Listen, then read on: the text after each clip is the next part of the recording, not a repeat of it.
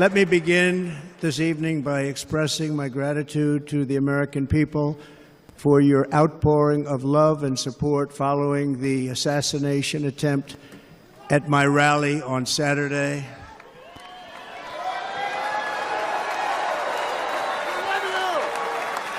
As you already know, the assassin's bullet came within a quarter of an inch of taking my life. So many people have asked me, what happened? Tell us what happened, please. And therefore, I will tell you exactly what happened, and you'll never hear it from me a second time because it's actually too painful to tell. It was a warm, beautiful day in the early evening in Butler Township in the great Commonwealth of Pennsylvania. Music was loudly playing, and the campaign was doing really well. I went to the stage, and the crowd was cheering wildly. Everybody was happy. I began speaking very strongly, powerfully, and happily,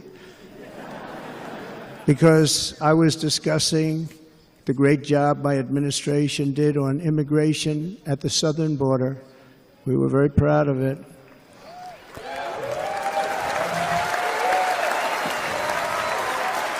Behind me and to the right was a large screen that was displaying a chart of border crossings under my leadership. The numbers were absolutely amazing. In order to see the chart, I started to, like this, turn to my right and was ready to begin a little bit further turn, which I'm very lucky I didn't do, when I heard a loud whizzing sound and felt something hit me really, really hard on my right ear. I said to myself, wow, what was that? It can only be a bullet. And moved my right hand to my ear, brought it down. My hand was covered with blood, just absolutely blood all over the place. I immediately knew it was very serious, that we were under attack, and in one movement proceeded to drop to the ground. Bullets were continuing to fly as very brave Secret Service agents rushed to the stage, and they really did. They rushed to the stage.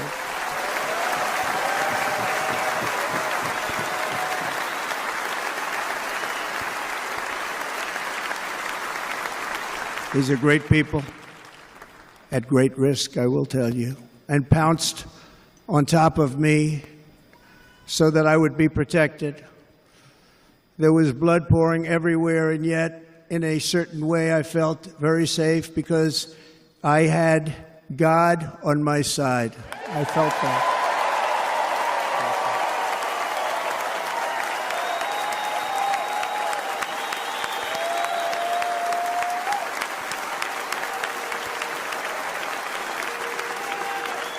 The amazing thing is that prior to the shot, if I had not moved my head at that very last instant, the assassin's bullet would have perfectly hit its mark, and I would not be here tonight. We would not be together. The most incredible aspect of what took place on that terrible evening in the fading sun was actually seen later. In almost all cases, as you probably know, and when even a single bullet is fired, just a single bullet, and we had many bullets that were being fired, crowds run for the exits or stampede, but not in this case. It's very unusual.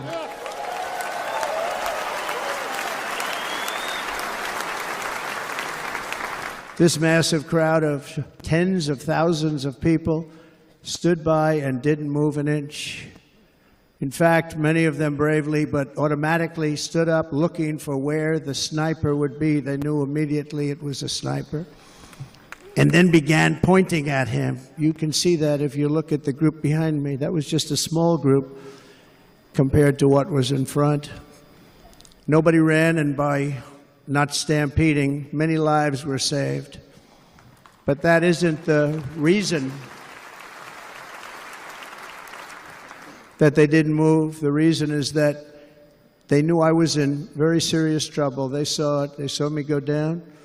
They saw the blood and thought, actually most did, that I was dead.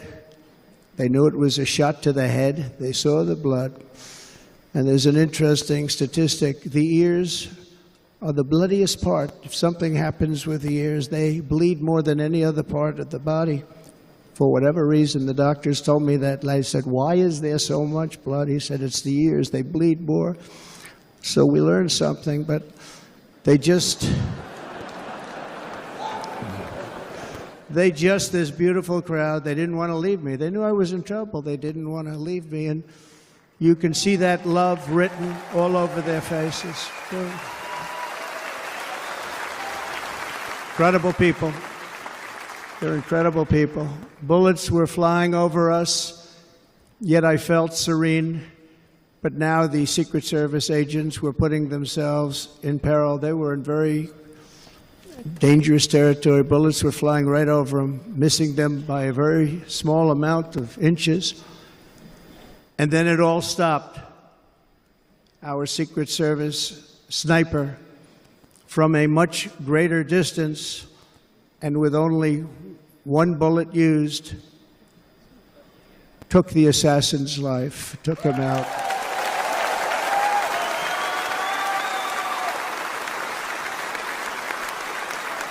I'm not supposed to be here tonight. Not supposed to be here. No?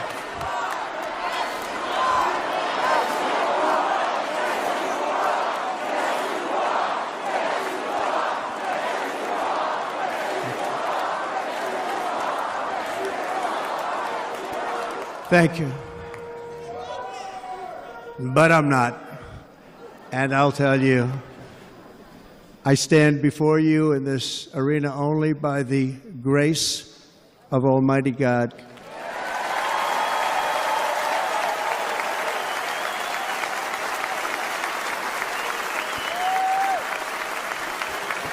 In watching the reports over the last few days, many people say it was a providential moment.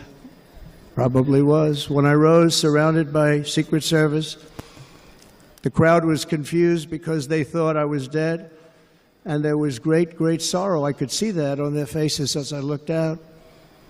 They didn't know I was looking out. They thought it was over. But I could see it, and I wanted to do something to let them know I was okay. I raised my right arm, looked at the thousands and thousands of people that were breathlessly waiting, and started shouting, "Fight, fight, fight."